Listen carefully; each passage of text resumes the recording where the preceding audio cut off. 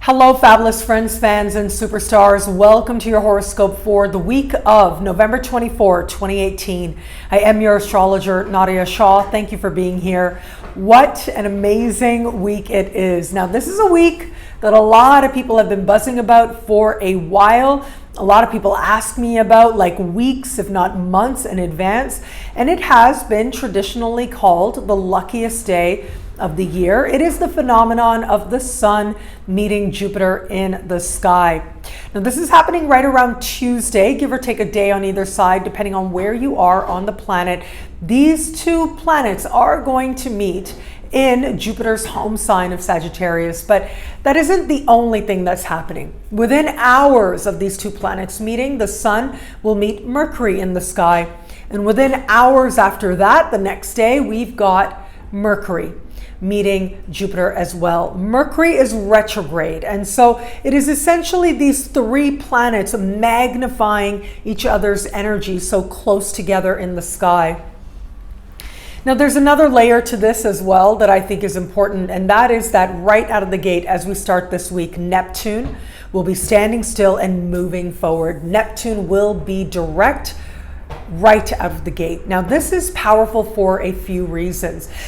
It is Neptune now in the sign of Pisces, and Neptune is the modern ruling planet of that sign. Jupiter is the ancient ruling planet of the sign of Pisces. And so there is this certain affinity that is playing out here. And of course, Jupiter is in its home sign, the other sign that it rules, which is Sagittarius. And so we've got overall these energies connected, energies of clarity and optimism, energies of feeling a sense of coming out of a fog, but also a sense of hope, blinding hope at that. But the thing is that hope, I actually think, can be a great thing. Hope has a way of turning things around where it feels like there is no way.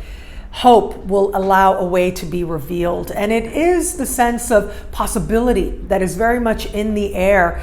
That isn't just about what it is that we are dreaming of, but rather has a connection to clarity, a connection to, I would even say, grounded energy. Now, the grounded energy is there because under the same sky, Mars in the sign of Pisces, the sign of the dream, is going to be speaking in harmony with Saturn, essentially allowing the dream to be grounded. And I feel like all of these energies are going to work together in a powerful way to allow us to feel that much more certain of our pathway forward and that much more certain that great things and good things can happen. And they certainly can with a sky like this. Now, with Jupiter meeting the sun in the sign of Sagittarius, keep in mind for all of us in at least one area of life, it is going to feel as if there is opportunity, that there's lots of opportunity. We're seeing it clearly, we're feeling grounded, we're feeling empowered, and then there's this opportunity. But also with Mercury retrograde meeting Jupiter under the same sky, it is very possible that for a lot of us out there, it's going to feel as if an opportunity that was lost has come back around again. An opportunity that we felt that door had closed, or you know how we say opportunity only knocks once. I think that is very limited. That is a very limited perception. I think I've said that very recently because I am just adamant in the belief that the universe is limitless. The universe is abundant and there's always more opportunity. And I think that Mercury retrograde meeting Jupiter in the sky is going to prove this truth to us, that there is always another chance and there is always more opportunity. And very often the same opportunity that we thought was lost can come back around again and make itself known. Now, regardless of what it is that transpires now, know that in the weeks ahead, we are going to have another meeting of Mercury and Jupiter as well once we move into the month of December. And so whatever transpires now, it's not like this is it, this is the only shot. Far from it. If anything, Jupiter in Sagittarius reminds us that there is a world of opportunity waiting for us, a world of opportunity outside of us and within us as well. And it is this Mercury, now retrograde, which will eventually go forward, that will remind us that there is always opportunity available to us if we are willing to see it, if we are willing to perceive it, if we are willing to acknowledge it. And that is part of what makes this week so powerful, is that it's not just about this week, but it goes beyond this moment and beyond this time. So where is it that you feel you could bring some optimism and it could change your circumstances for the better? Where is it that you are ready to feel a sense of connection to hope, but you're still a little bit cautious? Well, use that caution along with the hope to take action. That's what that Mars and Saturn connection is saying. Take action in support of what it is that you dream to do and what it is that you hope to do. However, know that there are times when things can go even better than expected, and that time is now. So it's right around Tuesday, the exact day of the conjunction of the Sun and Jupiter, right around Wednesday, Mercury and Jupiter. Wherever it is that you need to make an important phone call or reconnect with someone or ask someone again what is going on with a particular opportunity, this is a good time to do it. Early in the week is the time to seize the moment, but this energy is going to be stretched out well right into the middle of the week. Our greatest hope and the greatest guarantee that we can have to make this week go in a phenomenal way is to use this energy well. And the way we use it is to participate in it, to take action.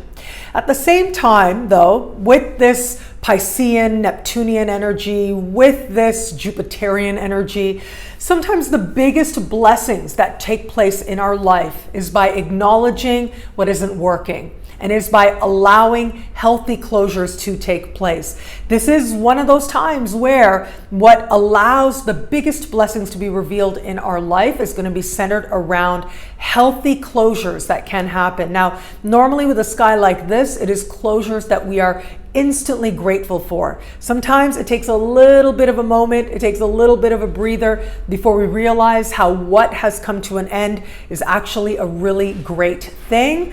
But allow yourself that space and trust where it is that the universe is inviting you to go. Because with Jupiter activated so powerfully now, it is likely a very good place. And with Mercury retrograde meeting this Jupiter, chances are it is a change whose time has come. And if it is a change that you feel like you have mixed feelings about or you're not so certain about, just wait until these two planets meet again, Mercury and Jupiter, and you'll be seeing this week and this time very differently. And you'll be seeing how what transpired now was actually a really great thing. And what transpired now will set the stage for even more opportunities, even more beginnings, even more synchronistic moments of you being in the right place at the right time, meeting the right person and having the right conversation that makes all the difference. Now, I'd like to go back to that Neptune Direct. That is the energy that we are starting the week with, and it is a powerful energy. Neptune is considered an outer planet. It is one of the modern planets discovered in more modern times. And Neptune rules a few different things, but what we tend to look at as astrologers when a new planet has been discovered is we look at what's happening in the world at that time, and we look at what this planet has been named. And it is the combination of these things that come to our understanding of what this planet symbolizes for us here on Earth and our connection to this planet. What is the archetypal understanding of how this planet is speaking to our universal experience here on Earth? Well, at the time of Neptune's discovery, it was a few interesting things. I think that it's kind of a reactionary thing to the discovery of Uranus. When Uranus was discovered, it invited this time that was sort of characterized as hyper-scientism. It was this idea of spirit and matter being two separate things. It's what's called the Cartesian split. And Descartes was the person who said, "I think, therefore I am." And that is actually a very important statement, because what that statement says is that I am my spirit. I am my thoughts. This is how I know that I exist. There is something within me beyond my physical form that gives me meaning and that defines me, and so much more. It is a huge meditation, that statement, and something that a lot of philosophers and scholars and spiritual types have delved into, certainly over the years. It is after a period of feeling almost starved of spiritual connection that the pendulum goes a whole other direction. And this brings with it, with the discovery of Neptune, and Neptune is god of the seas, well, it brings with it this rise in wanting that spiritual experience through things like theosophy, through things like mediumship. And so there's this sense of wanting to connect with people who can connect with spirits, and wanting to really delve into the more spiritual, more hidden realms of our existence.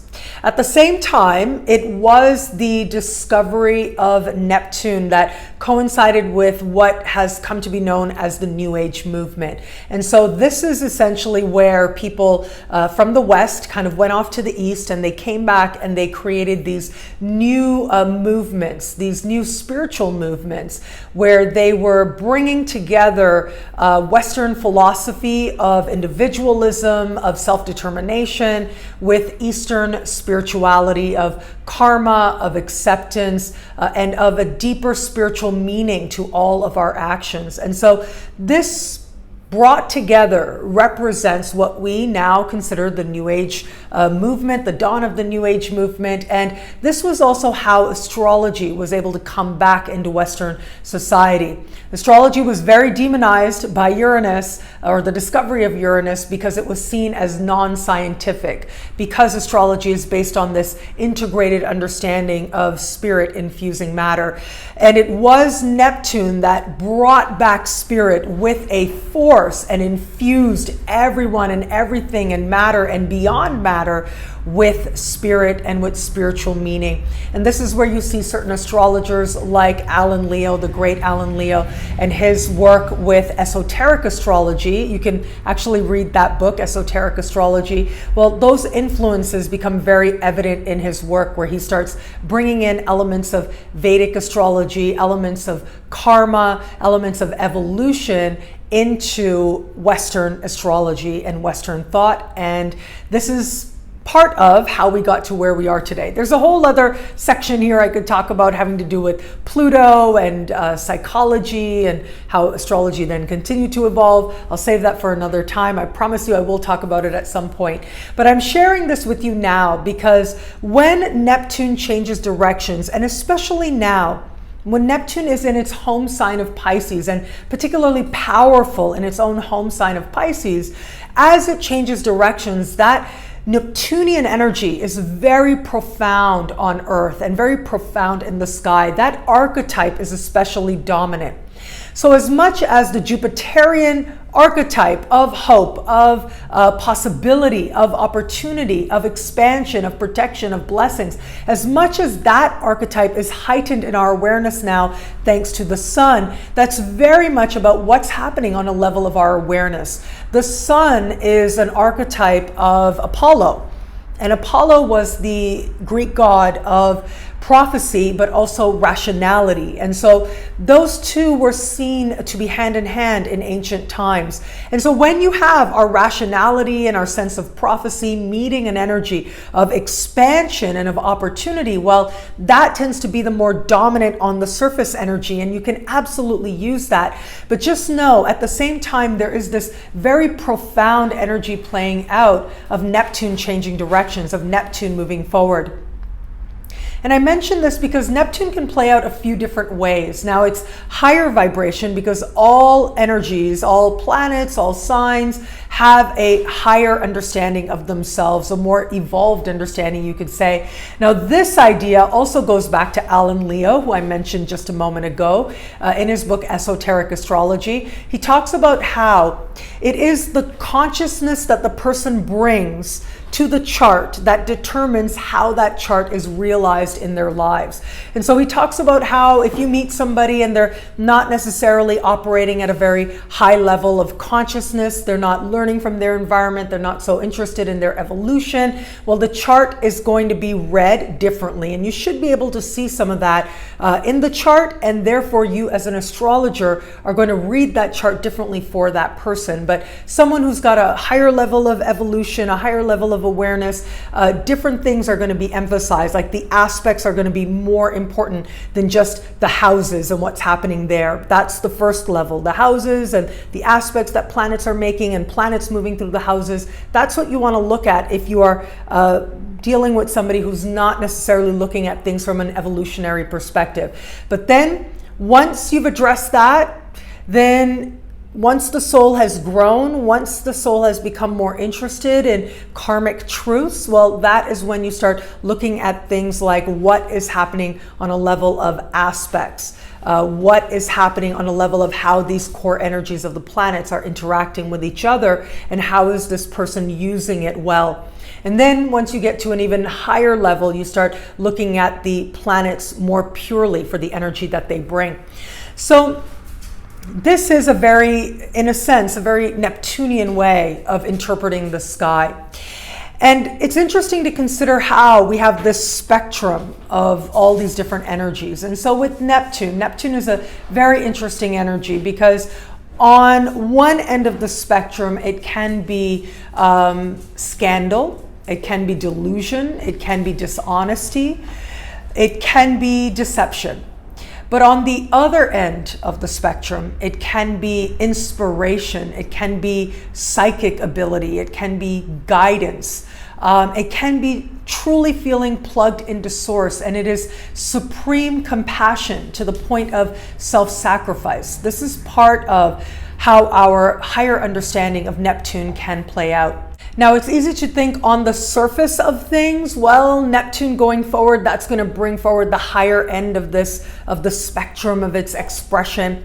But the thing is that it's just going to heighten Neptunian energy. It's making us more aware. And part of that is going to be where it is in at least one area of life where we might have been a little bit asleep, we might have been a little bit unaware. Now, here comes awareness. But also because of the world that we have created, it is a world of dichotomy, it is a world of duality. As we come to know that sense of compassion, we also see the other end of it. As we come to know what it means to truly give of ourselves unselfishly and freely, we see the other end of the spectrum as well, which has to do more with that deception, with that manipulation. And where we see faith empowered to help us to love more, to move towards greater wisdom, we can also see faith manipulated towards other ends. So these are some things that we're going to want to be mindful of as we start the week. And the most important mindfulness that we can have is of ourselves. To be mindful of where it is that we are telling ourselves that we are accessing an energy of compassion, but that's just really helping us to feel good about ourselves, and it's not coming from a genuine place of actual empathy. Or where is it that we are telling ourselves that we are guided, but we are being guided by things that maybe are not rooted in love and wisdom. This is part of the opportunity of this time, but thankfully, with that sense of awakening that a lot of us are going to be having, where it really is going to feel like, without realizing it, you were wearing these rose-colored glasses and then you take them off and you didn't even realize that you were taking them off, but until they were off. And so it may very well feel for a lot of people out there as if those rose-colored glasses that they didn't realize they were wearing have come off, and now what? Now it feels like a little bit too much reality, or it feels a little bit too much like being exposed or feeling vulnerable. Well, the great thing is that awareness is the foundation of transformation. In fact, once awareness has happened, transformation has already begun. But the other thing is that I mentioned earlier, Mars speaking with Saturn. I feel like whatever it is that our realizations are going to be, wherever it is that we come to understand that we've been maybe deluding ourselves a little bit, maybe not being honest with ourselves a little bit, whatever that is, we will find ways to ground that energy. We will find ways to take that energy and make it more certain and make it something, that realization, into something that allows us to move forward and allows us to move higher in that spectrum of Neptunian expression. And that really is my wish for all of us where it comes to Neptune moving forward. Now, finally, I gotta say, it's not exactly finally, but it is a peak moment as part of the larger Venus retrograde season. So this is a big deal. Venus will be standing across the sky from Uranus, as she did back in mid-September, as she did back right around Halloween. So this is the third and final time that these planets are going to meet as part of the larger season. Now, I had somebody reach out and say, how come the Venus retrograde season is for so long for you? Everybody else is saying that it just took place over the course of these few dates in October to mid-November. Well, the thing is that I tend to think of seasons as not just about the retrograde phase. It's about the shadow, it's about the retro, it's about the shadow direct. And what I mean by that is, you can imagine the planets in the sky are walking on a sidewalk, okay? That's one way to put it. They're walking on a sidewalk, and basically that sidewalk goes all the way around the sun. And there will be a time when that planet will come to a point in that sidewalk where it knows it's gonna have to come back this way. And it is at that point that that planet enters shadow. And it is at that point that the season officially begins.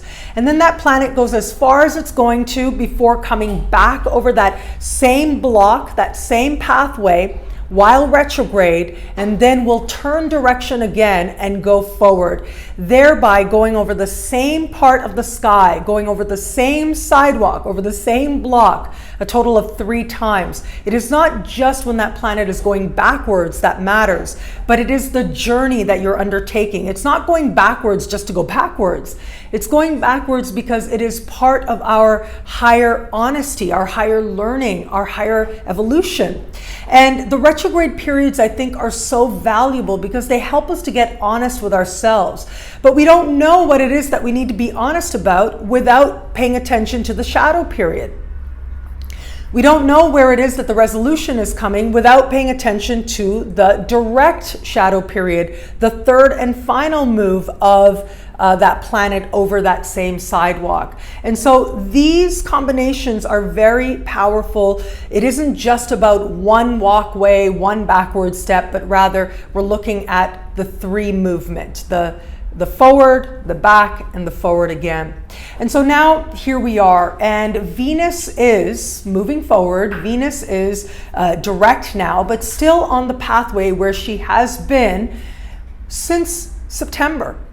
And it is now that she is repeating some of the connections she's been having, some of these defining conversations as part of the larger retrograde season. This is one of the major defining conversations with Uranus. But the difference now, compared to the first 2 times, the difference now is that Venus is in its home sign of Libra, whereas before the first 2 times she was in the sign of Scorpio, a sign considered her detriment. And I know that can sound like a pretty heavy word, but basically she's not as comfortable in the sign of Scorpio as she is in her own home sign of Libra. She's able to bring forward her best qualities that much easier when she's at home, like it is for a lot of us, right? When we're home, we're able to be more ourselves. We're able to relax a little. We're able to allow certain parts of ourselves come forward more naturally. Well, that is what this Venus is able to do now. She's able to just bring forward parts of herself that she likes that much more easily. Now she's going to stand across from Uranus, and Uranus is at what's called an anorectic degree. It's at the very end of the sign that it's in. And it's going to be here for a while, okay? Because we have, of course, Uranus retrograde right now. As we move to the very beginning of 2019, Uranus will go forward, and it won't be until we get a little bit further into 2019 that Uranus will leave the sign of Aries for good, or at least for many decades to come. So it is important to watch this energy, because I think that a lot of us, what it comes down to is unexpected truth and a real sense of all of a sudden, wow, this is what's really going on where it comes to matters of love, where it comes to matters of partnership. And more importantly, this is what's really going on where it comes to my understanding of the blessings, of the love of the universe that is available to me.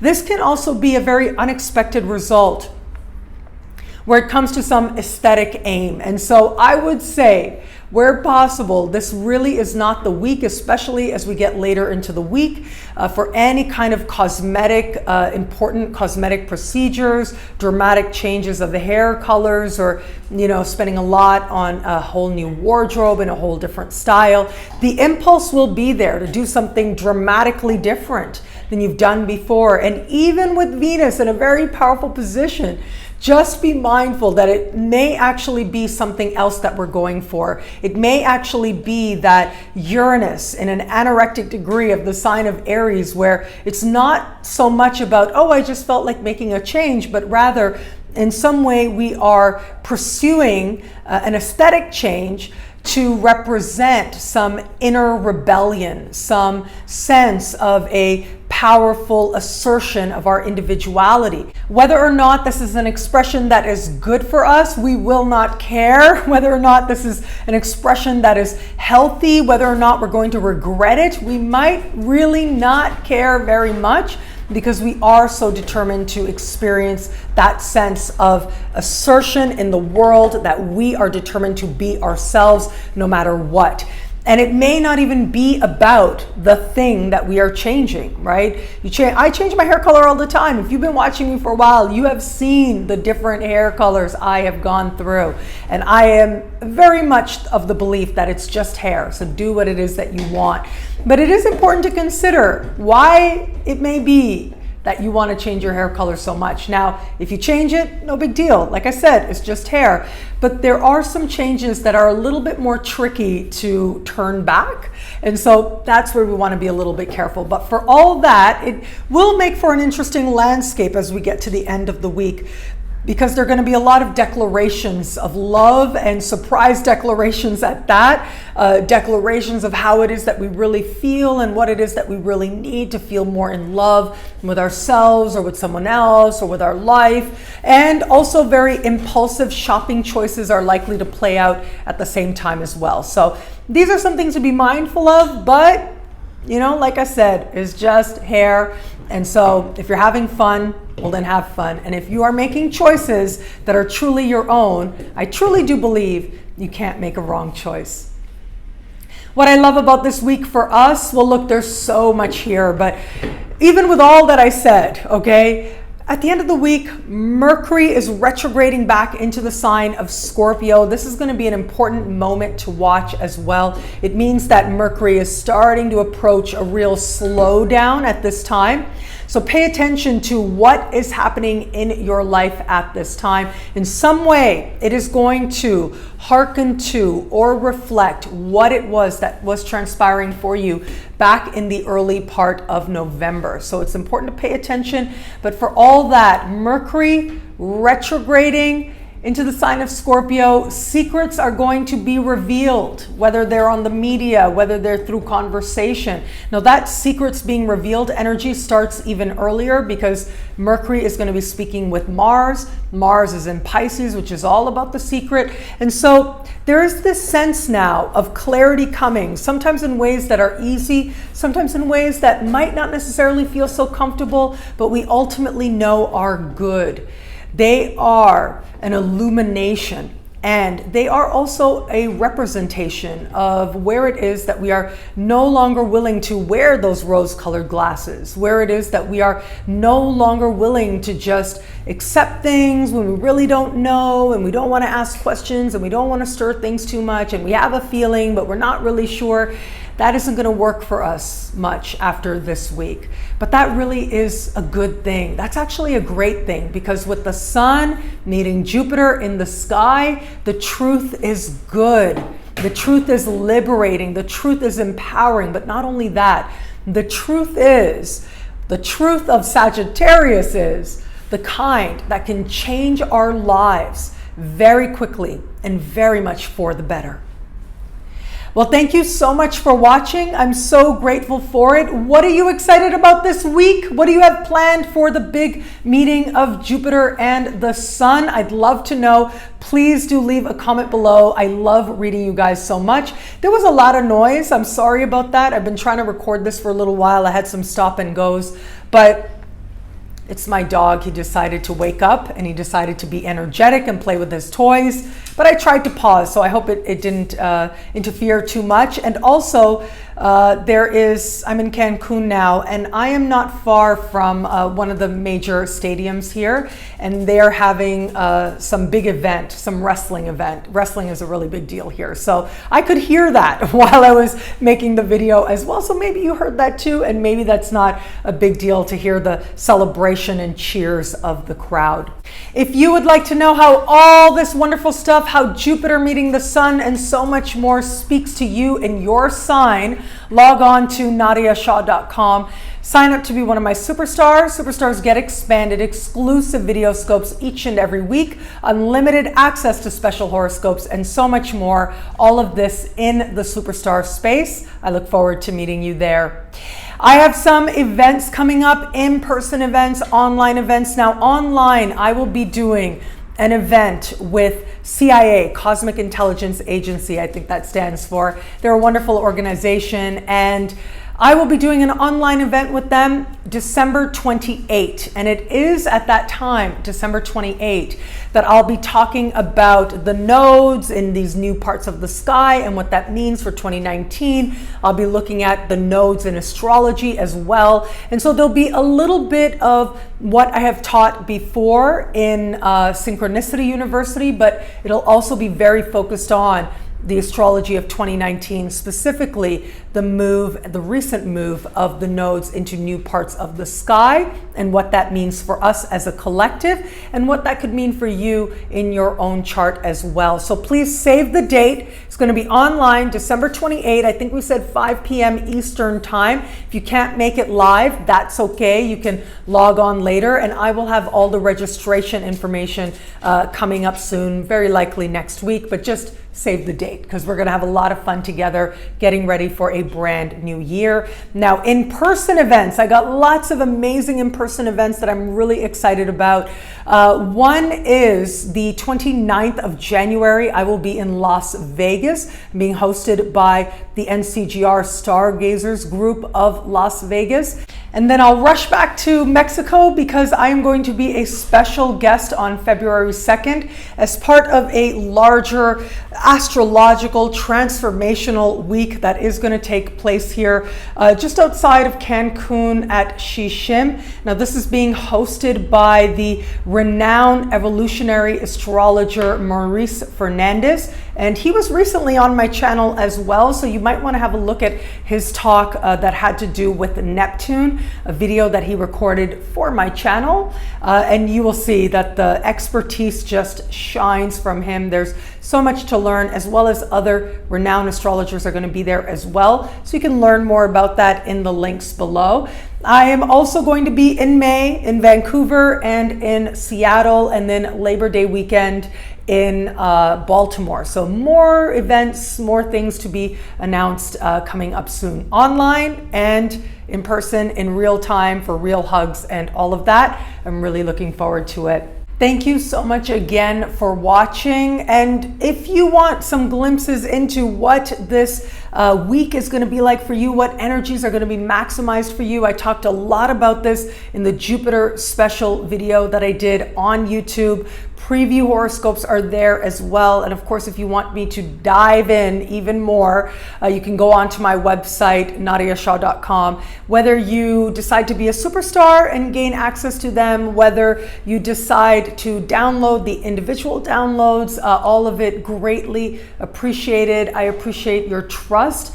I appreciate your love, your support, all of it. So thank you so much. And I also did touch on it as well in the monthly horoscopes for the month of November. So you might want to have another look at those as well. Well, thank you again for watching. It'll be a great week. Enjoy.